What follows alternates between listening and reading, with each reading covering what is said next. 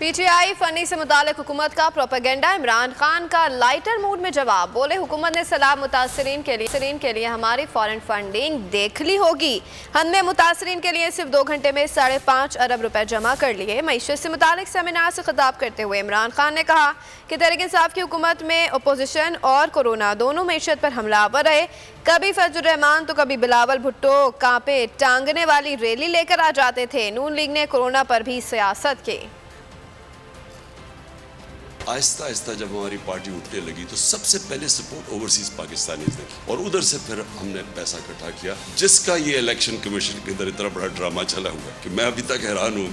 इन्होंने रात तो फॉरेन फंडिंग देख ही ली होगी जो 5-5.5 अरब रुपया आ गया 3 घंटे के अंदर। नवाज शरीफ जो भाग गए थे नवाज शरीफ के साथ अदालत में एफिडेविट दे के, और वो जब कोविड आया तो उधर भी एक अपॉर्चुनिटी नजर आई कि अगर इमरान खान लॉकडाउन लगाता है तो वैसे इकॉनमी बैठ जाएगी, लॉकडाउन नहीं निकालता तो हॉस्पिटल भर जाएंगे। तो वो विन विन सिचुएशन था। वो भागा भागा वापस आया, मुंह पे वो लगा के कंप्यूटर के सामने बैठ गया कि मैं स्पेशलिस्ट हूँ, मैं आके ठीक करूंगा मुल्क को। पहले दिन से जो ऑपोजिशन थी वो पहले दिन से गवर्नमेंट गिराने के ऊपर तुली हुई थी कि मैं एहतसाब करूंगा। उनके ऊपर करप्शन के केसेस थे। वो सारा कोशिश ये कर रहे थे मुझे ब्लैकमेल करने की कि मैं किसी तरह उनको एनआरओ दे दूं। और वो पहले दिन से ना उन्होंने तकरीर करने दी मुझे पहले दिन असेंबली में, और फिर हर रोज वो कि जी आज इकॉनमी गई तो कल गई, और आज गवर्नमेंट गई और परसों गई। और फिर वो फजलुर रहमान अपना धरना ले आता था। बिलावल साहब ने कांपे टांगने वाला टूर कर दिया गवर्नमेंट गिराने के लिए कि सारा वक्त पॉलिटिकल अनसर्टेनिटी क्रिएट की गई